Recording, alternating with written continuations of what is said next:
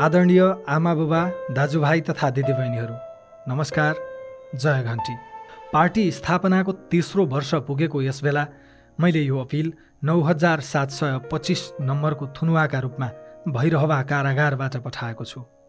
आशा छ कुनै न कुनै माध्यम र तरिकाबाट तपाईहरूबीच पुग्नेछ। तपाईहरूले मलाई दुई पटक कीर्तिमानपूर्ण मतका साथ संसदमा पुर्याउनु भयो। भर्खर जन्मिएको राष्ट्रिय स्वतन्त्र पार्टीलाई करिब 12 लाख मत दिनुभयो। त्यो मतले झस्केकाहरू चितवन र तनहुँको उपचुनावको परिणामले झन् तर्सिए। स्वस्थ र प्रजातान्त्रिक विधिबाट रासोपासँग अब राजनीतिक प्रतिस्पर्धा गर्न सकिन्न र लुटको स्वर्ग भत्कन्छ भन्ने निष्कर्षमा पुगेपछि यिनीहरू म विरुद्ध षड्यन्त्रमा लागे।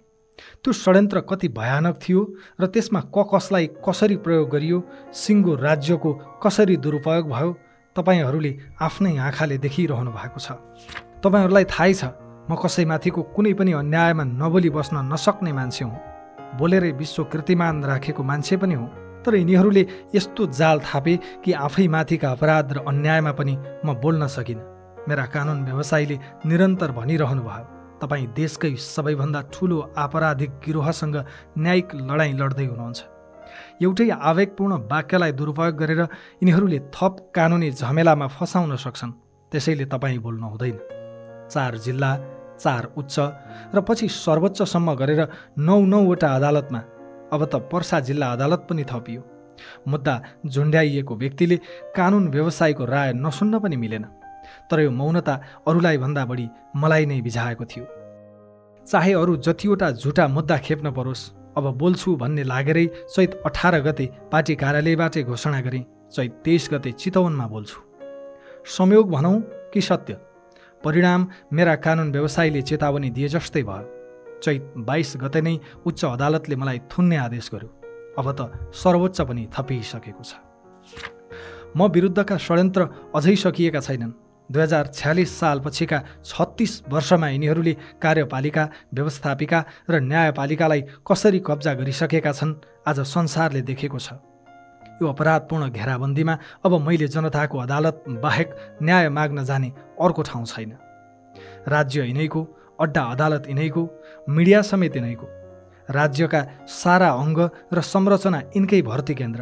घरिघरि लाग्छ यिनीहरूले मलाई धेरै दुःख दिए, तर विचार गर्दै जाँदा गएका 36 वर्षमा यिनीहरूले देश र जनतालाई दिएको दुःखका अगाडि मैले पाएको दुःख त केही पनि होइन। यिनीहरूले मलाई जेल हाले भनेर के दुःख मनाउ गर्नु, जब यिनीहरूले सिङ्गो देशलाई नै जेल बनाइसके। आदरणीय देशवासीहरू, जेलको कोठरीबाट आज म आफ्नै जीवनको समीक्षा गरिरहेको छु। त्यो समीक्षा म तपाईँहरूलाई पनि सुनाउन चाहन्छु, तर नेताका रूपमा होइन, एउटा छोराको रूपमा, एउटा भाइ वा दाइका रूपमा, एउटा सामान्य नागरिकका रूपमा। मैले कहिल्यै सोचेको थिइनँ कुनै दिन म राजनीतिमा पनि आउनेछु। विद्यार्थी जीवनमै मिडियामा लागेँ, टेलिभिजन र एफएमतिर छोटे मोटे सेलिब्रेटी भइसकेको थिएँ। तर अलि राम्रो जीवन बाँचिएला कि भनेर अमेरिका भासिएँ। ठुलो कुरा गर्नुपर्ने र ढाँट्नुपर्ने केही छैन। नेतागिरीको कुनै पनि लत नपाली अमेरिकामा पनि नेपाली समाजसँग जोडिएँ, साथ दिएँ, लिएँ। असफल भएको होइन, तर मन कहिल्यै रमाएन। फर्किन्छु भन्दा भन्दै 14 वर्षको धनवास भन्ने कि वनवास बिताइयो। संसारकै लामो टेलिभिजन टक सोको रेकर्ड राख्न मन लाग्यो। कुनै लोकल टेलिभिजन खोजेर अमेरिकामै त्यो रेकर्ड राख्न नसकिने थिएन। तर मनले भन्यो त यसका लागि पनि देश फर्किनस् भने पछि के फर्केलास्। अनि नेपाल आएर गिनिज बुकमा नाम दर्ज पनि गरेँ। सञ्चार र मनोरञ्जनको अनुभव थियो, तर मनोरञ्जनमा रुचि भएन। सञ्चारकर्ममा फर्किन चाहेँ, तर त्यो एकदमै सृजनात्मक र परिणाममुखी होस् भन्ने थियो। मलाई त्यतिखेरसम्म प्रधानमन्त्रीहरूमाथि भ्रम थियो। मैले सरकार र जनताबीच संवादको ठुलो खाडल देखेँ। चाँडै प्रधानमन्त्री बन्दैछन् भन्ने थाहा पाएपछि सिधै केपी ओलीलाई फोन गरेँ। न्युयोर्कमा भेट भएको र छोटो अन्तर्वार्ता पनि गरेको संक्षिप्त चिन्जान पनि स्मरण गराएँ र सोधेँ, मेरो कुनै फाइदा नहुने तर प्रधानमन्त्रीका रूपमा तपाईँले गर्नै पर्ने केही कामको कुरा गर्छु, आधा घन्टा समय दिन सक्नुहुन्छ? मैले थप आग्रह पनि गरेँ, म केवल तपाईँका कुरा गर्छु र मलाई अनडिभाइडेड अटेन्सन चाहिन्छ। मेरो व्यक्तिगत लाभको एउटा पनि कुरा गर्दिनँ। उनकै फाइदाको कुरा थियो। ओली कन्भिन्स पनि भए। उनी प्रधानमन्त्री भएको केही समयमा सिधा कुरा प्रधानमन्त्रीसँग कार्यक्रम सुरु भयो। ओलीले अहिले रवि लामिछानेलाई जागिर दिए भनेको सुने। तर त्यो तथाकथित जागिर बापत मैले ओलीबाट, एमालेबाट वा नेपाल टेलिभिजनबाट 1 पैसा पनि लिएको होइन। त्यो कार्यक्रमबाट मैले एउटै कुरा लिएँ, ज्ञान। प्रधानमन्त्रीहरू, मन्त्रीहरू, उच्च सरकारी अधिकारीहरू कसरी सोध्छन् त्यो देखेँ। देश र जनताप्रति उनीहरूको लापरवाही देखेँ। त्यसपछि मलाई लाग्यो यस्ता सिधा कुरा शासकसँग गरेर यो देश पार लाग्दैन। परिणाम खोज्ने हो भने सिधा कुरा त जनतासँग पो गर्नुपर्छ। अनि सुरु भयो सिधा कुरा जनतासँग कार्यक्रम। समस्त नेपाली दाजुभाइ दिदीबहिनीहरू, सिधा कुरा प्रधानमन्त्रीसँग कार्यक्रममा म प्रधानमन्त्री, मन्त्रीहरू र सचिवहरू, आयोजना प्रमुखहरूका एसी रुममा हुन्थे। त्यतिखेरका कार्यक्रम हेर्नुहोस् त, रवि लामिछानेको भाषामा आक्रोश छैन। म इमानका साथ भन्छु, त्यतिखेरसम्म मैले जनताको वास्तविक पीडा र समस्याको भेउ पाएकै थिइनँ। म त सरकारी तथ्याङ्कहरूमा देखिने विकासकै वरपर घुमिरहेको थिएँ। त्यसैले ममा ठुलो आक्रोश र असन्तोष पनि थिएन। म पनि अरू मूलधारका सम्पादक जस्तै शान्त सुनिन्थेँ।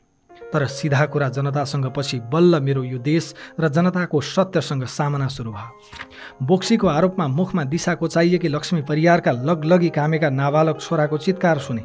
बोक्सीकै आरोपमा सिङ्गो गाउँबाट निर्घात कुटिएकी राधा चौधरीको आँगनमा पुगे। खाडीमा बेचिएकी कविता तामाङले मालिकको यौन हिंसाबाट बच्न लाइभ कार्यक्रममै आएर हार गुहार मागिन्। एउटै घरको पल्लो कोठामा साथीमाथि भएको जबरजस्ती यौन दुर्व्यवहार देखेकी अर्की चेली इराकदेखि लाइभ आइन्। म स्टुडियोमा मात्र बसिन। सुपरभाइजरको यौन शोषणका कारण अबुधाबीमा आत्महत्या गर्न बाध्य भएकी अष्टमी गुरुङको न्यायका लागि अबुधाबीदेखि गोरखा आरुघाटसम्म पुगे। सिङ्गो गाउँलाई मिटर ब्याजको पासोमा पारेका श्याम परदेशीको अत्याचारको स्थलगत रिपोर्टिङ गरे। ऋण मिनाहा गर्ने शर्तमा गाउँलेका ससाना छोरीहरूलाई आफूसँग रात बिताउन पठा भन्ने घृणित साहुकारहरूसँग जवाफ मागे। मेरो सञ्चारकर्म अलपत्र पूर्वाधार, खुल्लम खुल्ला घुसखोरी, सरकारी अड्डामा नागरिकले पाएको शास्ति, विभिन्न हिंसा, विभेद, ठगी र अपराधको शिकार भएका आम जनताको आँसु र चित्कारतिर सोझियो। विदेशमा समेत ठगिएर जागिर गुमाएर अस्पताल भर्ना भएका, जेलमा कुजिएर बसेका सयौं नेपाली दाजुभाइ दिदीबहिनीका पीडाले दिमाग रन्थनिन्थ्यो। म मान्छु टेलिभिजनमा मेरो स्वर चर्कै सुनियो। सञ्चारकर्मीको रूपमा म उच्च पदस्थहरूको डिनरबाट फर्केर समाचार पढ्दिनथेँ। लुटिएका, ठगिएका, हेपिएका आम जनताका अर्थनाद, चित्कार र क्रन्दन सुनेर स्टुडियो छिर्थेँ। अनि स्वर कसरी नरम हुन सक्थ्यो? देशको व्यथिति देखेर म यति द्रवित भएँ कि मैले सर्वस्व त्यागेर ज्यानको बाजी थापेर भए पनि विवेकको लडाईँ लड्ने निर्णय गरेँ। अनकन्टार जङ्गलमा महिनौँ हिँडेर जीवनै हत्केलामा राखेर र दलाललाई 1,40,00,000 तिरेर सयौं नेपाली अमेरिका गइरहेकै बेला मैले अमेरिकी दूतावासलाई उल्टै 3.5 लाख बुझाएर अमेरिकी पासपोर्ट ससम्मान फर्काइदिएँ। त्यति बेला मसँग देश विदेशका समस्या लिएर हरेक दिन 50औं निमुखा र निरुपाय नागरिक फोन वा प्रत्यक्ष संवादमा आउँथे। न्युज 24 को सीमित स्रोत साधनबाट त्यति धेरै समस्या पहिचान र सम्बोधन गर्न सम्भव भएन। म विकल्पको खोजीमा रहेका बेला अलि स्रोत सम्पन्न मानिएका हिमालय र AP1 का मालिक सम्पर्कमा आए। उनीहरूसँग सम्झौताको ड्राफ्ट आदान प्रदान हुँदै थियो। यही सेरोफेरोमा एउटा समाचारको सन्दर्भमा एकपटक मात्र चिन्जान भएका पूर्व DIG छविलाल जोशीले मलाई अलिक ताकेता नै गरी जीवी राईसँग भेटाए। उनीहरू ठुलो लगानीमा गुणस्तरीय टेलिभिजन खोल्दै रहेछन्। मिलेर काम गरौँ भने 15% सेयर दिने भए। मैले कुनै आर्थिक दायित्व बोक्न नपर्ने गरी लिखित सम्झौता नै गरियो। समाचार र कार्यक्रमको जिम्मेवारी मेरो र आर्थिक जिम्मेवारी जीवी राईको रहने कुरा सम्झौता पत्रमा स्पष्ट पारियो। सम्झौतामा पहिलो पक्षका रूपमा जीवी राईले, दोस्रो पक्षका रूपमा मैले र साक्षीका रूपमा छविलाल जोशीले हस्ताक्षर गर्यौं। यसरी ग्यालेक्सी 4K टेलिभिजनमा जोडिए। यसअघि जीवी राईको 7 पुस्तासँग र उनी सम्बद्ध कुनै व्यापारी, व्यवसायी, परिवार, आफन्तसँग मेरो 7 पुस्ताको नातागोता, चिन्जान, भेटघाट, सम्पर्क, व्यापार, व्यवहार केही थिएन। आदरणीय दाजुभाइहरू, न्युज 24 को तुलनामा म एउटा कार्यक्रममा सिङ्गो स्टेसनको नेतृत्वकर्ता भएँ। स्टुडियो सानोबाट विशाल भयो। सञ्चारकर्मीको सञ्जाल अझ ठुलो भयो।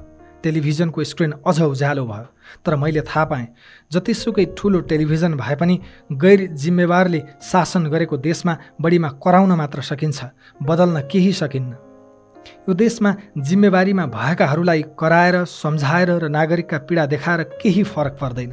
सञ्चारकर्मकै बीचमा मैले सप्तरीमा 52 मुसहर परिवारको बस्ती र दुर्गम कालीकोटमा 15 बेडको सुविधा सम्पन्न अस्पताल निर्माणको नेतृत्व पनि नलिएको होइन।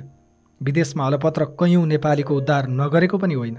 कोभिड महामारीमा विपन्न नागरिकसम्म अक्सिजन र खाद्यान्न पुर्याएकै हो।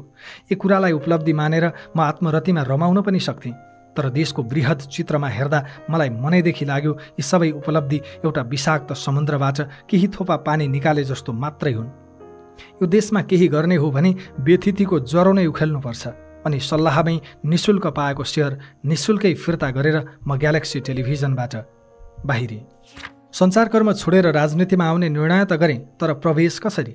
मसँग दुई विकल्प थिए। या त स्थापित पार्टीभित्रै छिरेर हस्तक्षेप गर्ने या नयाँ पार्टीका संरचना खडा गरेर स्थापितलाई घचघच्याउने। दुईवटै विकल्पमा घनीभूत छलफलमा लागे। तर स्थापित दलहरूको दलदलमा छिरेर अल्मलिनुभन्दा उपयुक्त निष्कर्ष निस्कियो नयाँ दल गठन। यो पनि कम चुनौतीपूर्ण कहाँ थियो र? पार्टीको नेतृत्व गरिदिन आग्रह गर्दै म कसको दैलोमा पुगिन।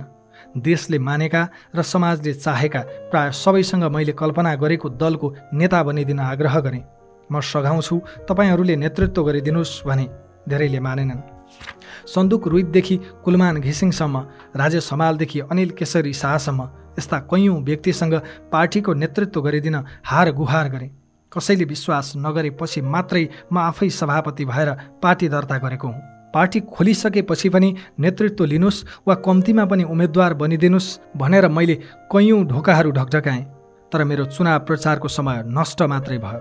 धेरैले मानेनन्। जनताले रासोपालाई चौथो ठुलो पार्टी बनाए। करिब 11% समानुपातिक मत पायौँ। नयाँले पनि के नापे भनेको सुनिन्छ कहिलेकाहीँ। हो, अपेक्षा गरे जति नभएको पक्कै होला, तर म सोध्न सक्छु, परिवर्तनका लागि जनताले दिएको मत पार्टी सभापतिका रूपमा रवि लामिछानेले व्यापारी र माफियालाई बेच्यो त? समानुपातिक मत भनेको नेतालाई बेचेको मत जस्तो बुझिन्थ्यो। नेताले या परिवार, नातागोता र दासहरूलाई सांसद बनाउँथे या व्यापारीलाई बेच्थे। त्यस्तै गर्यो त रासोपाले। प्रत्यक्षमा जस्तै रासोपाले आफूले पाएको समानुपातिक मतमा पनि जनताका सबैभन्दा प्रतिबद्ध प्रतिनिधि छान्यो। म गर्वका साथ सोध्न सक्छु, एसिड आक्रमणमा परेकी विन्ध्यवासिनी कंसकारलाई कहिल्यै संसदमा लैजान्थे यिनीहरूले? परदेश छोडेर फर्किएकी सुमना श्रेष्ठ यिनीहरूको पार्टीमा कहिल्यै अटाउने थिइन्? स्थापित भनिएकाहरूले कहिले दिन्थे मनिष झा र सन्तोष परियारहरूलाई पालो? देशको अर्थतन्त्र जर्जर हुँदा समेत डाक्टर स्वर्णिम वाग्ले जस्तो विश्वले मानेको अर्थविदलाई लत्याएकाले कहिले चिन्थे डाक्टर चन्दा कार्कीहरू? यिनीहरूले कहिल्यै प्रत्यक्ष निर्वाचनमा उतार्थे त तोसीमा र सोभिता जस्ता भरभराउँदा युवाहरूलाई? माफियालाई टिकट बेच्नेहरूले कहिल्यै मौका दिन्थे त हरि ढकालहरूलाई? मन्त्री बनाउँथे त विराज भक्त श्रेष्ठ, शिशिर खनाल जस्ता क्षमतावान युवालाई? वर्तमान व्यवस्था र संविधान मानेरै पुराना राजनैतिक दलभित्र रहेको विकृति विसङ्गति सम्बोधन गर्ने गरी हामीले नयाँ पार्टी बनायौँ। आज रासोपा बिनाको प्रतिनिधि सभा कल्पना पनि गर्न सकिँदैन। जनताका होनहार छोराछोरीको संसदमा उपस्थिति, तिनको मेहनत र निष्ठाको राजनीतिलाई स्वीकार गर्न पनि यो देशका विद्वान विश्लेषकहरूलाई किन गाह्रो परेको हो मैले बुझ्न सकेको छैन। देशको परिस्थितिलाई मूल्याङ्कन गर्दै लम्बेतान आर्टिकल लेख्न र विश्लेषण गर्न रवि लामिछानेलाई पनि नआउने होइन। तर रवि लामिछानेले यस्ता विश्लेषणको प्रभाव देखिसकेको छ। मलाई यो देशको व्यथितिको थप व्याख्या गर्नु छैन, व्यथिति भत्काउनु छ। व्यथितिका वाहकहरूलाई निवेदन दिएर वा अनुरोध गरेर यो देशमा थितिको शासन सुरु हुँदैन। यिनीहरूलाई ललकारेर र धावा बोलेर मात्र थिति बसाल्न सकिन्छ। यिनीहरूलाई चुनौती दिएको मूल्य अहिले मैले तिरिरहेको छु, तर म विचलित छैन। यो आँट र सङ्कल्प भत्काउन यो देशको इतिहासका सबैभन्दा ठुला ठगहरूले उल्टै मलाई ठग साबित गर्ने षड्यन्त्र गरिरहेका छन्, तर म अलिकति पनि अल्लिएको छैन। एकथरी साथीहरू सोध्नुहुन्छ, सरकारमा किन गएको? यसमा मेरो प्रति प्रश्न छ, जनताले हामीलाई दिएको 12 लाख हाराहारी मत यो देशमा हस्तक्षेप गर्न थियो कि संसदमा निवेदन गर्न? निवेदन, अनुरोध, आग्रह, बिन्ती त टेलिभिजनबाटै गरिरहेको थिएँ। कराउन मात्र त टेलिभिजनबाटै कराइसकेको थिएँ। हस्तक्षेप गर्न जनतासँग मत मागेको थिएँ। सत्ताबाटै हस्तक्षेपको प्रयास गरेँ। अब मूल कुरा भन्छु। रवि लामिछानेले पातालबाट ल्यायो बेचन्झा। सरकार र समीकरण नै बदलिने गरी भयो त्यसको प्रतिक्रिया। रातारात मिले काङ्ग्रेस र एमाले। मान्छेहरू भन्छन्, तैँले गृहमन्त्रीका रूपमा बालकोटतिर किन आँखा लगाइस्? किन तर्साइस् बुढा नीलकण्ठका दाजुभाउजूलाई? मैले अतिरिक्त केही गरेको होइन, विधिको शासन प्रमाणित गर्न खोजेको मात्रै हुँ। मैले चोरको खुट्टा च्वाट्ट काट्नु भनेको हुँ। स्वाट्ट खुट्टा ककसले र किन ताने तिनै जानुन्। गृहमन्त्रीका रूपमा मैले व्यक्ति चिनिनँ, केवल विधि चिने। भोलि पनि मैले चिन्ने त्यही हो। जहाँसम्म डरको कुरा छ, रवि लामिछाने यिनीहरूसँग नडराएकै हो, नडराउने नै हो। यिनीहरूले अहिले बन्द गर्लान् बेचन झाहरूको फाइल, जनताको मत र साथ लिएर ती फाइल फेरि खोल्ने नै हो। यिनीहरूलाई अपराधको दण्ड दिने नै हो। गृह मात्र होइन, हामीले सम्हालेका कुनै पनि मन्त्रालयमा एउटै प्रश्न उठेन। सुमना श्रेष्ठ भन्नुहोस् या डिपी अर्याल, शिशिर खनाल भन्नुहोस् या विराज भक्त श्रेष्ठ, हाम्रा कुनै पनि मन्त्रीले जनताले दिएको मतलाई लज्जित बनाएनन्। हरेक मन्त्रीले मन्त्रालयमा सकारात्मक भाव रोपेर फर्के। नातावाद, कृपावाद वा अनियमितताको एउटै आरोप नखेपी सत्ताबाट फर्केको अरू कुनै पार्टी छ नेपालमा? एकाथरी आलोचकहरू मलाई सत्ता लुलुपको आरोप लगाउँछन्। म तिनलाई यति भन्छु, रवि लामिछानेले प्रधानमन्त्रीको अफर दुत्कारेको हो। हामीले पाएको जनमत प्रधानमन्त्री बन्न होइन भनेर छाडेको हो। अवसर आयो होइदेऊ न भनेको भए कसले रोक्थ्यो र? प्रधानमन्त्री बनिदेऊ भनेर मध्यरातसम्म मेरै हस्ताक्षर कुरेर बसेको थियो काङ्ग्रेसको मूल नेतृत्व। मैले मानिनँ। भोलिपल्टदेखि तिनैले मलाई सहकारी ठग भन्न थाले। मेरो प्रश्न छ, त्यसैको दण्ड स्वरूप आज थुना बेहोरिरहेको मान्छे सत्ता लोलुप हो कि विद्रोही? उपचुनावको परिणामपछि ठुला दल, त्यसमा पनि नेपाली काङ्ग्रेसका साथीहरू हामीसँग तर्सिए। त्यो परिणामले देखायो जनताको चेतना अर्कै ठाउँमा पुगिसकेको छ। जब म 2080 फागुन 23 गते दोस्रो पटक उपप्रधान एवं गृहमन्त्री भएँ, तब तत्कालीन प्रमुख प्रतिपक्षी दल नेपाली काङ्ग्रेसले विभिन्न सहकारीको बचत अपचलनमा संलग्न रहेको भन्दै मेरो नामै किटेर छानबिनका लागि संसदीय समिति बनाउन माग गर्यो। अहिलेका प्रधानमन्त्री केपी शर्मा ओली र तत्कालीन प्रधानमन्त्री पुष्पकमल दाहाल प्रचण्ड नमान्दै मनै अग्रसर भएर सत्ता पक्षलाई मनाए र 2081 जेठ 15 गते मेरो सट्टा गोर्खा मिडियाको नाम राखेर संसदीय छानबिन समिति बन्यो। आदरणीय आमा बुबाहरू, अब म विरुद्ध कसरी राजनैतिक प्रतिशोध साधियो र कानुनको दुरुपयोग कहाँ कसरी गरियो भन्ने तथ्य बताउँछु। पहिलो संसदीय छानबिन विशेष समितिको प्रतिवेदनको पेज नम्बर 449मा मलाई आरोप लगाइएको प्रकरणको निष्कर्षमध्ये एउटा बुँदामा लेखिएको छ, सहकारी संस्थाबाट रकम गोर्खा मिडिया नेटवर्क प्रालीमा आउने सम्पूर्ण प्रक्रियामा रवि लामिछानेको संलग्नता पुष्टि हुने कागज प्रमाण रहेको नभेटिए तापनि सोही रकम गोर्खा मिडियामा आइसकेपछि सोको परिचालन र खर्च प्रक्रियामा उहाँको सहभागिता देखिन्छ। प्रतिवेदनको पेज नम्बर 449कै अर्को बुँदामा भनिएको छ, कम्पनीमा साझेदारका रूपमा बहाल रहेको अवधिमा सहकारीबाट कम्पनीमा आएको रकमको हकमा जिम्मेवार रहेको हुँदा प्रचलित कानुन बमोजिम कारबाहीका लागि नेपाल सरकारलाई सिफारिस गर्ने। यसरी प्रतिवेदनले 3वटा सन्दर्भ स्पष्ट भनेको छ। पहिलो, सहकारीबाट गोर्खा मिडियामा पैसा आएको हो। दोस्रो, ल्याउने प्रक्रियामा रवि लामिछानेको संलग्नता पुष्टि भएन। तेस्रो, रकम आएपछि खर्च गर्ने गराउने प्रक्रियामा संलग्न रहेको हकमा दायित्व पर्ने भए प्रचलित कानुन बमोजिम कारबाही गर्नु। प्रतिवेदनले बकाइदा खर्च गरेको हकमा दायित्व पर्ने भए प्रचलित कानुन बमोजिम गर्नु भनेको छ। कम्पनीको रकम खर्चको हकमा प्रचलित कानुन भनेको कम्पनी ऐन 2063 हो। प्रतिवेदनले कम्पनी कानुन अनुसार भन्दै सरकारले मलाई कतै आकर्षित नहुने सहकारी ऐनको दफा प्रयोग गर्नु र झुटा मुद्दा लगाउनु राजनीतिक पूर्वाग्रह र प्रतिशोध नभएर के हो त? अब दोस्रो, 2054 साल यता विभिन्न विषयमा छानबिन गर्न 15वटा संसदीय विशेष समिति बनेका रहेछन्। अरू 14वटा समितिका सिफारिस सरकारले बुझ्यो, सकियो। समितिका प्रतिवेदनहरू संसदीय अभिलेखमा सीमित हुन्थे। मेरा विरुद्धको सिफारिसलाई चाहिँ इतिहासमै पहिलो पटक क्याबिनेटबाटै अनुमोदन गरियो। 2081 भदौ 31 गते सभामुखलाई पेश गरिएको प्रतिवेदन सोही दिन प्रधानमन्त्री तथा मन्त्री परिषद कार्यालय पुग्यो र असोज 2 गते मन्त्री परिषदले संसदमा प्रस्तुत भएको सहकारी बचत रकम दुरुपयोग सम्बन्धी संसदीय छानबिन विशेष समितिको प्रतिवेदन 2081 कार्यान्वयनका लागि सम्बन्धित मन्त्रालयमा पठाउने निर्णय गर्यो। बचतकर्ताको रकम फिर्ता गर्ने मूल उद्देश्यले खडा भएको छानबिन विशेष समितिको 1200 पृष्ठको प्रतिवेदन मात्र मेरा विरुद्ध कार्यान्वयन भयो, त्यो पनि एकदमै छलपूर्वक र बलपूर्वक। अब तेस्रो, प्रतिवेदन आएपछि पहिल्यै लेखिएको पटकथामा राज्यको षड्यन्त्रमय छायाङ्कन र अभिनय सुरु भयो। विदामा बसेका जिल्ला न्यायाधीशलाई बोलाएर कार्तिक 2 गते शुक्रबार म विरुद्ध पक्राउ पूर्जी निकालियो। त्यसमा पनि मुद्दा 35 दिनभित्र अदालतमा बुझाइसक्नुपर्ने थियो, बुझाएनन्। त्यसपछि सङ्गठित अपराधको अभियोग लगाएर 60 दिन थुन्ने प्रपञ्च गरे। 60 दिन पनि सकिन लागेपछि 90 दिन थुन्न मिल्ने र सांसद पद पनि निलम्बन हुने सम्पत्ति शुद्धिकरणको अभियोग लगाए। एउटै आरोपमा देशका विभिन्न जिल्लामा अनुसन्धान गर्नुपर्दा त्यसको नेतृत्व प्रहरीको केन्द्रीय अनुसन्धान ब्युरोले लिने र एकै ठाउँमा मुद्दा चलाउने अभ्यास छ। यसले अनुसन्धानलाई सजिलो मात्र बनाउँदैन, न्याय निरूपण पनि छिटो हुन्छ। मेरा हकमा पनि त्यही हुनुपर्ने थियो, तर यहाँ प्रश्न न्याय निरूपणको थिएन, प्रतिशोधको थियो, राजनैतिक षड्यन्त्रको थियो। चौथो, एउटा कसुरमा पोखरा हिरासतमा रहेको मानिसलाई बयानका लागि भन्दै काठमाडौँ लगियो। फेरि दोस्रो दिन काठमाडौँबाटै चितवन लगियो। तनाव र थकानले रक्तचाप निकै बढेको थियो। चितवन पुग्न साथ औषधि खाएर फेरि बयान सुरु गरेँ। दिनभरको बयान, अस्वस्थ र थाकेको शरीर, रातको झन्डै 11 बजिसकेको थियो। तत्कालीन एसपी गौतम मिश्रले भने, तपाईँलाई यहाँबाट पठाउनु भन्ने आदेश छ। जानुपर्ने भयो हजुर। एसपी मिश्रलाई यस्तो आदेश दिने व्यक्ति थिए त्यस बेलाका प्रहरी प्रमुख वसन्त बहादुर कुँवर। उनलाई पनि आदेश दिने थिए दाजु, भाउजू, देवर र बा। मैले मेरो स्वास्थ्य जाँच गर भने उठ्न सकेको पनि थिइनँ। एउटा मान्छे उठाएर पठाउन सक्दैनस् भने त्यति कामका लागि अर्को मान्छे पठाउँ भन्ने प्रहरी प्रमुखको धम्कीपछि उनीहरूको केही सिप चलेन। मध्यरातमा बल लगाएर मलाई गाडीमा हालियो। यसअघि पनि भनेको छु, त्यसबेला मलाई जबरजस्ती उठाउन आउने प्रहरीले मादक पदार्थ सेवन गरेका थिए। उनलाई समाउन र जाँच गर्न भनिरहे, तर कसले सुन्ने? मध्यरात हुन लाग्यो।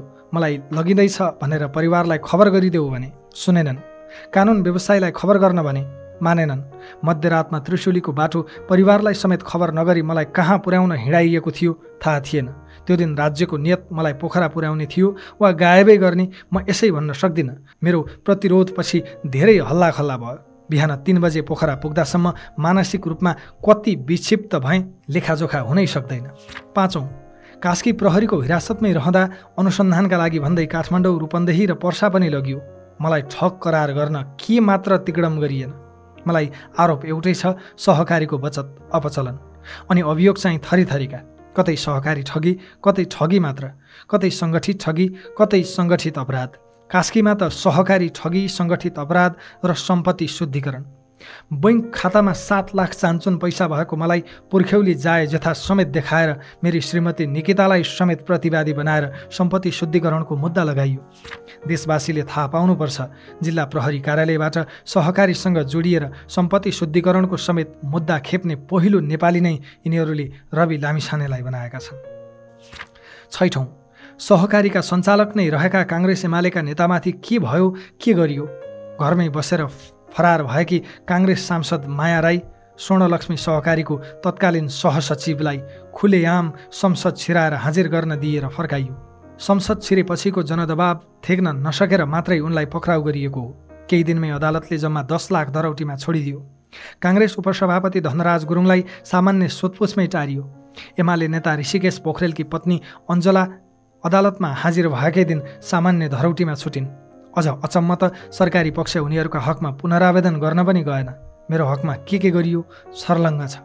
सातौं, सहकारी ऐन अन्तर्गतको कसुरमा 90 दिनभित्र अदालतमा अभियोग पेश गरिसक्नुपर्ने हदम्याद हुन्छ।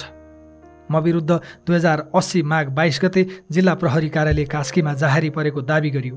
त्यो दाबी सत्य नै थियो भने त्यसको 90 दिनभित्र अर्थात् 2081 को जेठ 10 गतेभित्र अनुसन्धान सकेर जिल्ला अदालतमा मुद्दा लगिसक्नुपर्ने थियो। अनुसन्धानका लागि भन्दै 2081 कार्तिक 2 गते पक्राउ गरिएको मलाई 84 दिन हिरासतमा राखेर 2081 पुष 7 गते मात्रै कास्की जिल्ला अदालतमा मुद्दा दर्ता गरियो। कानुनमा तोकिएको हद म्याद नागी मुद्दा दर्ता गर्नु देवानी र फौजदारी कानुनको सामान्य सिद्धान्त विपरीत त थियो भने विशिष्टकृत कानुन सहकारी ऐनमा हदम्यादको व्यवस्था हुँदाहुँदै सामान्य कानुन मुलुकी अपराध संहिता 2074 को दफा 249 अनुसार मुद्दा चलाउन खोज्नु व्याख्यात्मक कानुनको सिद्धान्त प्रतिकूल पनि थियो। अनुसन्धान र अभियोजनमा हकदैया, क्षेत्राधिकार र हदम्याद एकदमै महत्त्वपूर्ण विषय हुन्। तर म विरुद्धको मुद्दामा यी तीनै विषयको पूर्णतः व्यवस्था गरियो र कानुन अनुसार चल्दै नचल्नुपर्ने र चल्नै नहुने मुद्दा चलाइयो। आठौं, चैत 22 गते उच्च अदालत तुलसीपुरको बुटवल इजलासले मलाई थुनामै पठाउने निर्णय गर्यो साँझ 7:30 बजेतिर। त्यसको केही मिनेट नबित्दै प्रहरी मलाई पक्राउ गर्न आइपुग्यो बेडरुममै। त्यस क्रममा प्रहरीले ज्यादती मात्रै गरेन, अन्तिम इच्छा नै सोध्यो। पक्राउ पूर्जी समेत लिएर नआएको प्रहरीले मेरो बेडरुममै बसेर पूर्जी बनायो। पक्राउ गर्न आएको काठमाडौँ उपत्यका अपराध अनुसन्धान कार्यालयको टोलीले दिएको पूर्जीमा अदालतको अनुमति पत्र बमोजिमको पक्राउ पूर्जी लेखियो, जबकि उनीहरूसँग अदालतको अनुमति पत्र नै थिएन। जिल्ला प्रहरी परिसर काठमाडौँले सोही दिन चैत 22 गते दिएको पूर्जीमा फैसला कार्यान्वयनको आदेश अनुसार प्रहरी अनुसन्धानमा राखी अनुसन्धान गर्नुपर्ने भएकाले लेखियो। फैसला कार्यान्वयनका लागि न अनुसन्धान गर्नुपर्छ न हिरासतमा राख्नुपर्छ, थुनामा पठाउने हो। भैरवा पुर्याएपछि जिल्ला प्रहरी कार्यालय रूपन्देहीले दिएको पूर्जीमा कार्यालयको प्रहरी हिरासतमा राख्नुपर्ने भएकाले लेखियो। पक्राउ एउटै, तर प्रहरीको युनिट पिछे पक्राउको कारण फरक फरक। चैत 22 गते पक्राउ गरेको प्रहरीले 25 गते बिहान मात्रै रूपन्देही जिल्ला अदालत उपस्थित गरायो र बल्ल अदालतले थुनुवा पूर्जी दियो। थुनुवा पूर्जी दिनु अघिको मेरो पक्राउ पूर्णतः गैर कानुनी थियो, तर सिङ्गै देश गैर कानुनी सिन्डिकेटले चलाएको बेलामा एउटा व्यक्तिको मौलिक अधिकारले कति पो महत्त्व राख्छ र? राज्यका सबै अङ्ग तिनैका भर्ती केन्द्र भएको देशमा न्यायका लागि ढकढकाउन कुनै ढोका छ कि छैन भन्ने आशंका कसरी हट्छ? आदरणीय आमाबुबा, दाजुभाइ तथा दिदीबहिनीहरू, जसको निवेदनलाई मोहरा बनाएर ममाथि झुटा मुद्दा खडा गरियो, तिनले सार्वजनिक रूपमै भनेका छन् हामीले रवि लामिछाने थुन्न निवेदन दिएका होइनौँ। हामीले दिएको निवेदनमा रवि लामिछानेको नाम नै छैन। बचत फिर्ताको मागमा दिएको निवेदनलाई प्रहरीले नै दुरुपयोग गरी रवि लामिछानेतर्फ सुझ्याएको भनेर निवेदकले नै भनेको तथ्यमा न्यायालयले पनि आँखा चिम्लिनुलाई म सामान्य मानौँ कि असामान्य? मेरै निवेदनलाई देखाएर रवि लामिछानेलाई थुनेको भए म त्यो पापको भागीदार बन्दिनँ भनेर निवेदककर्ताले सार्वजनिक रूपमा भन्दा पनि त्यसको सुनवाई हुन्न भने यो विधिको शासन हो कि जङ्गलराज? मेरो कार्यकालमा ग्यालेक्सी टेलिभिजनमा जीबी राईले गरेको लगानीको स्रोत हेटौँडाको जग्गा बिक्रीबाट आएको पैसा हो भनेर कम्पनीको अडिट रिपोर्टमा बकाइदा उल्लेख छ। अडिट रिपोर्टमै भनेपछि यो देशमा व्यावसायिक साझेदारको सम्पत्तिको स्रोत खोज्न को गएको छ र जान्छ? न कानुनले नै खोज्नुपर्छ भन्छ, न अधिकार हुन्छ साझेदारलाई। टेलिभिजन सुरु भएको 1.5 महिनामै छविलाल जोशी अमेरिका गए। जीबी 7 देशमा रहेका कम्पनीका मालिक हुँ भन्थे, नेपालमा भेटिँदैनथे। काम रोक्न भएन, कर्मचारीको तलब रोक्न भएन, आर्थिक कारोबार रोक्न भएन। 7 महिनाभित्र टिभी खोल्ने सम्झौताको बुँदामा हस्ताक्षर गरेको छु। म फिल्डमा पनि गइरहन्थेँ। लेखाका साथीहरू चेकमा सही गरेर छाडिदिनुहोस् न सर भन्थे। त्यही बेला कोरोनाको दोस्रो भेरिएन्ट चलिरहेको थियो। त्यसमाथि पैसा जीविकै, दायित्व जीविकै, लेखापाल जीविकै। जीवीको आर्थिक कारोबारमा त्यो बेलासम्म कहीँ कतै प्रश्न उठेको पनि थिएन। कम्पनीमा रवि लामिछानेले कुनै आर्थिक दायित्व लिने छैन भनिएको लिखित सम्झौता छँदै थियो। त्यस्तो प्रबन्ध निर्देशकसँग मुख्य लगानीकर्ताले भनिसकेपछि चेकमा सही गर्दिन भन्न सक्ने नैतिक आधार पनि थिएन। ती मध्येका केही चेकहरू भविष्यमा म विरुद्ध षड्यन्त्रका ठुला हतियार हुन्छन् भनेर त्यतिखेर मैले कसरी कल्पना गर्नु? 3 वर्षपछि 1 ट्रक कागजहरू खोतलेर हेर्दा जीवीको निजी खाताबाट सम्झौता बमोजिमकै पैसा मेरो निजी खातामा आउँदा जीवीले आफ्नो खातामा सहकारीबाट पैसा ल्याएको रहेछ भन्ने पत्ता लाग्यो। मेरो मानवीय क्षमताले जीवीको व्यक्तिगत खातामा कहाँबाट पैसा आएर बसेको छ भनेर देख्न सक्थ्यो र? यो दुनियाँमा कसैको ह्युमन क्यापेसिटीले भ्याउने कुरा हो त्यो? रवि लामिछानेले अर्बौं ठगेको प्रमाण हामीसँग छन्। आफै निवेदन दिएर सहकारीबाट पैसा निकालेका प्रमाण छन् भनेर संसदमा सादा कागज देखाउँदै गर्जेका नकचराहरूले अहिलेसम्म के दिए त प्रमाण? यिनले महिनौँ लगाएर खोजे, तर कुनै एउटै सहकारीमा रहेछ त रवि लामिछानेको ऋण पाऊँ भन्ने एउटै निवेदन? कुनै सहकारीमा भेटियो त रवि लामिछानेको एउटै हस्ताक्षर? कुनै सहकारीमा रहेछ त रवि लामिछाने पदाधिकारी, सदस्य, कर्मचारी? पदाधिकारी, सदस्य, कर्मचारी नै नभई कसैले ठग्न सक्छ त सहकारीलाई? अनि पदाधिकारी नै रहेकाहरूलाई अदालतले 2-4 लाख धरौटीमा छोडेको देशमा म सहकारीमै नजोडिएको मान्छेलाई यतिसम्म प्रताडित गरेपछि देशमा जिउँदो देखिन्छ त कानुन, विधिको शासन र न्याय? यो देशमा नैतिकता छ भन्ने भ्रममा अब म छैन। त्यसैले कसैको मानहानिको दबावमा पनि छैन। यो लोकतन्त्र होइन जहाँ राज्यका अङ्गबीच शक्ति सन्तुलन होस्। यो त सीमित नेताहरूले पछिल्ला 36 वर्षमा तयार गरेको आपराधिक सिन्डिकेट हो, जहाँ हरेक ठाउँमा यिनैका कार्यकर्ता र खेताला छन्। यिनीहरूले राज्यका अङ्गहरूसहित भागबण्डामा पारिएका संवैधानिक निकायहरूलाई समेत एउटै रावणका फरक टाउका बनाइसकेका छन्। अरू संवैधानिक निकाय छोडिदिनुहोस्, न्यायपालिकाकै अवस्था के छ? पूर्व न्यायाधीश सुशीला कार्कीको पुस्तक न्याय पढे मात्रै पनि छर्लङ्ग हुन्छ। न्यायाधीश बन्ने ढोका यिनैले खोल्छन्, यिनैले बन्द गर्छन्। नेताहरूले नचाहे संसदीय सुनवाई नै नगरेर न्यायाधीश र प्रधान न्यायाधीश बन्न दिँदैनन्। त्यसैले पार्टीकै कार्यकर्ता पनि हुन परेन। रोल क्रममा परेको न्यायमूर्तिले करियरकै बलि चढाएर म बबुरु रवि लामिछानेलाई किन र कसरी दिन्छ न्याय? जति माथि गयो न्यायपालिका त्यति बढी दबावमा किन छ भने न्याय परिषद र संसदीय सुनवाईका दुई तरबार हमेसा न्यायमूर्तिमाथि छन्। यो काल कोठरीबाट म घरिघरि सोध्छु, आफै यति अन्याय, दबाव र प्रभावमा बाँचेको न्यायपालिकासँग मैले अलि धेरै अपेक्षा राखेर अन्याय पो गरेँ कि?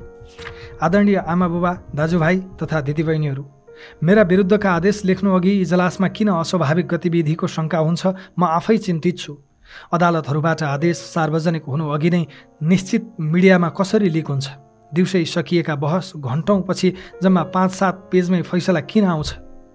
24 घण्टामा फैसला गरिसक्नुपर्ने बन्दी प्रत्यक्षीकरण जस्तो रिट मेरै हकमा पटक पटक हेर्न नमिल्ने हुँदै 1 महिनासम्म किन लम्बिन्छ?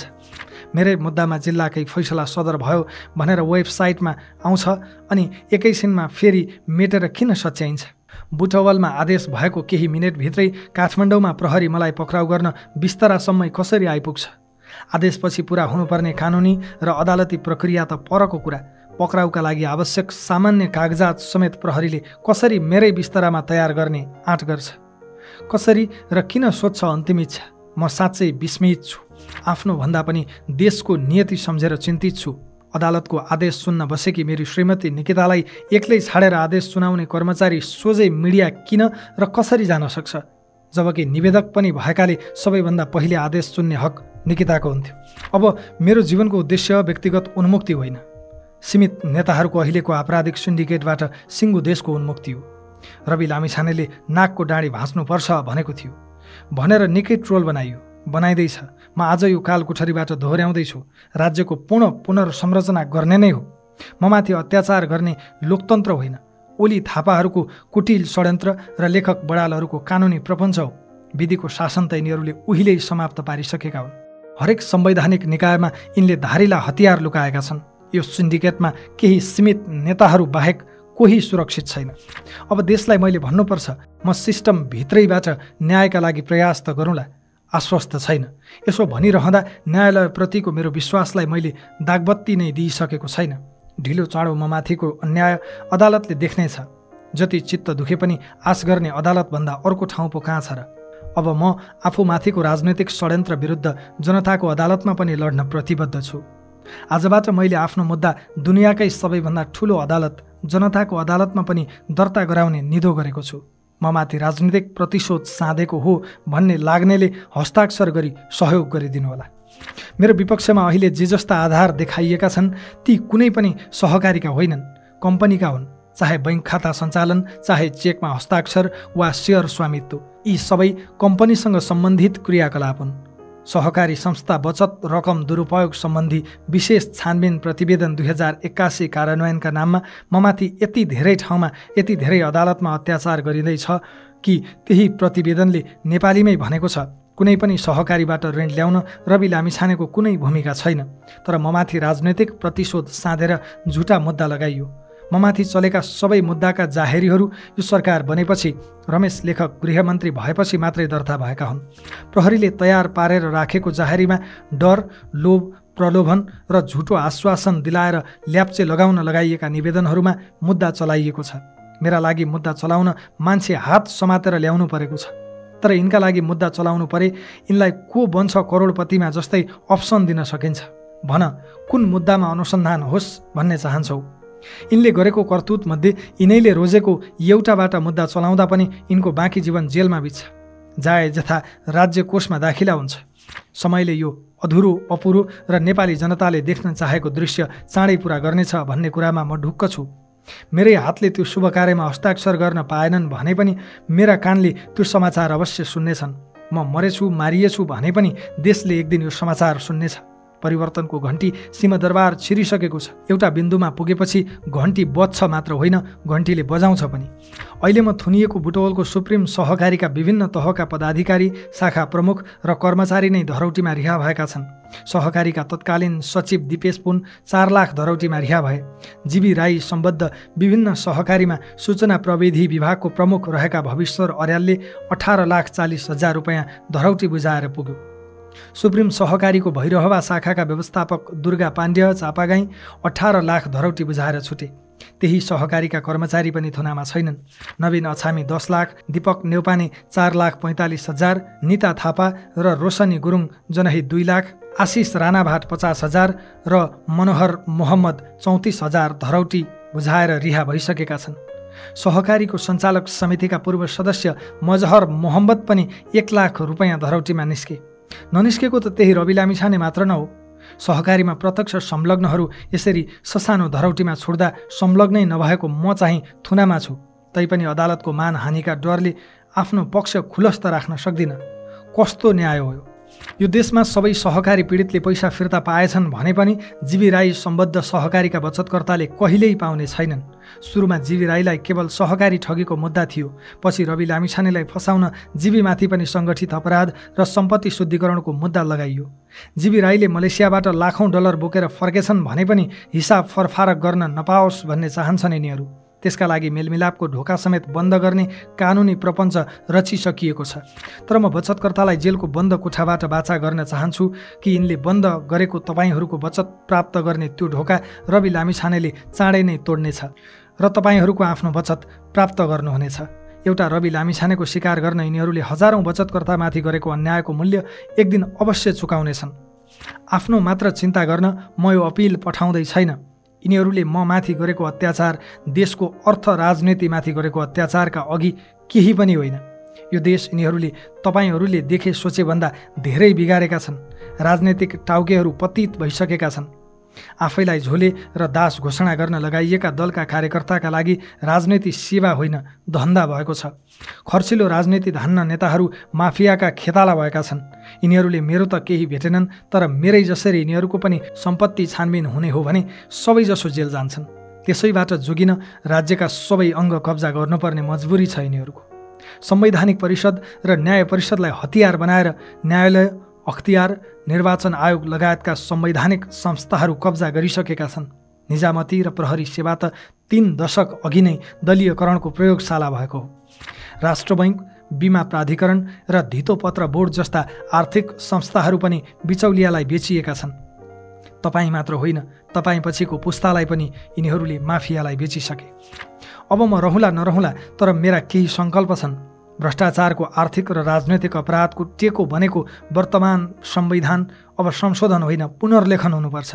सबै उच्च पदस्थको सम्पत्ति छानबिन हुनुपर्छ। 2046 साल यताका सबै क्याबिनेटका निर्णयको पनि छानबिन हुनुपर्छ। संसदीय अस्थिरताबाट देशलाई मुक्त गर्न प्रत्यक्ष निर्वाचित कार्यकारीमा जानुपर्छ। प्रदेश सभा खारेज हुनुपर्छ। राष्ट्रिय सभालाई चुनाव हारेका नेता र आफन्त होइन, विद्वानहरूको सभा बनाउनुपर्छ। नेताहरूले खेलौना र भर्ती केन्द्र बनाएका सबै संवैधानिक अङ्गहरूको एकसाथ पुनर्संरचना गर्नुपर्छ। विश्वविद्यालयहरूबाट यिनको पार्टीका ब्यानर र होर्डिङ बोर्ड हुर्याउनुपर्छ। दलै पिछेका भातृ सङ्गठनलाई पूर्ण रूपमा खारेज गर्नुपर्छ। राजनीति सफा गरेर र दोस्रो चरणको आर्थिक सुधारको कार्यक्रम ल्याएर युवा रोजगारी, लगानी र उद्यमशीलतामा फड्को मार्नुपर्छ। त्यसका लागि सडक भने सडकबाट, मतपत्र भने मतपत्रबाट शान्तिपूर्ण क्रान्तिका लागि देश तयार हुनुपर्छ। महाकाली वा अरू सन्धिका नाममा देशै बेचेर खाएकाहरू ढुक्कले सिंहदरबार छिरेका छन्। तिनलाई मुद्दा छैन। नक्कली भुटानी शरणार्थी वा भिजिट भिजाका नाममा जनता बेचेर खाएकाहरू संसदमा शेर सायरी सुनाइरहेका छन्। तिनलाई अनुसन्धानको डर छैन। सिङ्गै ललिता निवास र गिरिबन्धु निलेकाहरूलाई डकार्न पनि नडकारी सुखी नेपालीको उपदेश दिँदैछन्। तिनीहरूलाई कानुनको डर छैन। आज तिनै अपराधीहरूले चलाएको देशमा स्वदेशमै केही गर्ने सङ्कल्प लिएर अमेरिकादेखि फर्केको म रवि लामिछाने सबैभन्दा धेरै अदालतमा मुद्दा चलेको यो देशको सबैभन्दा ठुलो अपराधी जस्तो भएर कारागारमा बन्दी छु। सबैले मेरै बलि चढाउने भाकल गरेका छन्। कसैको राजनीति जोगाउन, कसैको सरकार बनाउन वा जोगाउन र कसैलाई उच्च वा सर्वोच्च पुग्न पनि मेरै बलि चढ्नु पर्यो। म एउटा मान्छे कतिजनाको भाकलका लागि कति पटक रेटिने, कति टुक्रामा काटिने, सबको भागल पुरा गर्न रेटिँदा मसँग हाड छाला र एक मुठी प्राण मात्र बाँकी छ। यति बेला मसँग सत्य बाहेक केही पनि बाँकी छैन। म ठुनिँदा मात्रै न्यायालयप्रतिको विश्वास कायम रहन्छ रे। आज सबै क्षेत्र जनताको प्रत्यक्ष निगरानीमा छ। मिडिया होस् या न्यायालय, जनताको अदालतमा ढिलो छिटो सबैले जवाफ दिनुपर्नेछ। एक न एक दिन सबैको श्वेत पत्र निस्कने नै छ। आदरणीय आमाबुबा, दाजुभाइ तथा दिदीबहिनीहरू, यिनीहरूको 36 वर्ष लामो कुशासनले यो देशमा परिवार अलग्यायो, समाज अलग्यायो, देश नै अलग्यायो। यिनले दिएको यातनाको आँसुबाट अब विद्रोहको नदी तयार भइसकेको छ। यी अपराधीहरू रवि लामिछानेसँग होइन, आफ्नै अपराधसँग डराएका हुन्। रवि लामिछानेप्रति तपाईँहरूको प्रेमसँग डराएका हुन्। यिनीहरूले बुझेका छन् यो देशमा अब कि रवि लामिछाने जेलमा हुनेछ कि यिनीहरू जेलमा हुनेछन्। कि षड्यन्त्रले जित्नेछ, म जेलमा सड्नेछु, कि तपाईँहरूको प्रेमले जित्नेछ, यिनीहरूले यो देशमा 36 वर्षका अपराधको मूल्य तिर्नेछन्। रवि लामिछाने परीक्षाका लागि तयार छ। बा हुन् कि दाई, भाउजू हुन् कि देवर, ती सबैले सुन्ने गरी फेरि दोहोऱ्याउँछु, रवि लामिछाने जस्तो सुकै परीक्षाका लागि पनि तयार छ। मलाई दृढ विश्वास छ काल कोठरीमै मारिएछु भने पनि यो देशले यिनीहरूको 36 वर्षका अपराधको हिसाब नमागी छोड्ने छैन। मेरा विरुद्ध जाहेरी दिनेहरूले बिस्तारै सत्य बोल्न थाल्नु भएको छ। बाँकीलाई अनुरोध छ, तपाईँहरू आफूलाई जन्म दिएका बा आमा र आफूले जन्म दिएका छोराछोरीको आँखामा आँखा जुधाएर भन्नुहोस् त, के रवि लामिछानेले ठगेरै तपाईँहरूले उजुरी दिनुभएको हो? रवि लामिछाने छ भनेरै कुनै सहकारीमा पैसा राख्नु भएको हो? तपाईँहरूमध्ये कतिजना पाप धर्ममा विश्वास गर्नुहुन्छ मलाई थाहा छैन, तर धर्मै नमान्नेलाई पनि पाप त लाग्छ। कसैले कसैको लोभमा, स्वार्थमा या दबावमा मेरा विरुद्ध उजुरी दिनुभयो, एकपटक छातीमा हात राखेर आफैलाई सोध्नुहोस्, रवि लामिछाने ठगै हो त? जसले यो पढ्नुभयो उहाँहरूले पढ्न नसक्ने आमा बुबालाई मेरो सन्देश सुनाइदिनु होला। तपाईँहरूको रवि लामिछाने यिनीहरूको काल कोठरीसँग डराएको छैन, आत्तिएको छैन, हिम्मत हारेको छैन। तपाईँको रवि लामिछानेसँग कारागारका पर्खालभित्रबाट पनि देशद्रोहीलाई तर्साउने नैतिक बल र साहस छ। मैले सङ्गठित अपराध गरेको हुँ कि सिङ्गो राज्यको दुरुपयोग गरेर ममाथि सङ्गठित अपराध भइरहेको छ, यसको निर्णय जनताकै विवेकको अदालतमा होस्। चरम अन्यायको शिकार भई थुनुवाको रूपमा रहेको मेरो भनाइले कसैलाई बिझाएछ भने पनि ममाथि थप निर्मम हुने ठाउँ अब कति नै पो बाँकी होला र? ममाथिको राजनैतिक प्रतिशोध विरुद्ध जनताको हस्ताक्षर अभियानमा साथ दिन आग्रह गर्दै यति भन्छु, यिनीहरूले मलाई लगाएको हत्कडी त बिउ हत्कडी हो। यो फल्न फुल्न र हुर्कन धेरै दिन लाग्ने छैन। स्वर्ग जस्तो देशलाई नर्क बनाएका अपराधीहरू षड्यन्त्रकै बलमा अब धेरै दिन जोगिन सक्ने छैनन्। म मारिएछु भने पनि जनताले यिनीहरूका हातबाट तस्करले दिएका घडी खोस्नेछन् र हत्कडी लगाउनेछन्। त्यो दिन धेरै टाढा छैन। यति भनिसकेपछि अब मैले झन् यस बापत कत्रो मूल्य चुकाउनु पर्ने होला त्यसको हिसाब किताब पनि छैन, मलाई परवाह पनि छैन। धन्यवाद। जय घन्टी। 2082 असार, भैरहवा कारागार।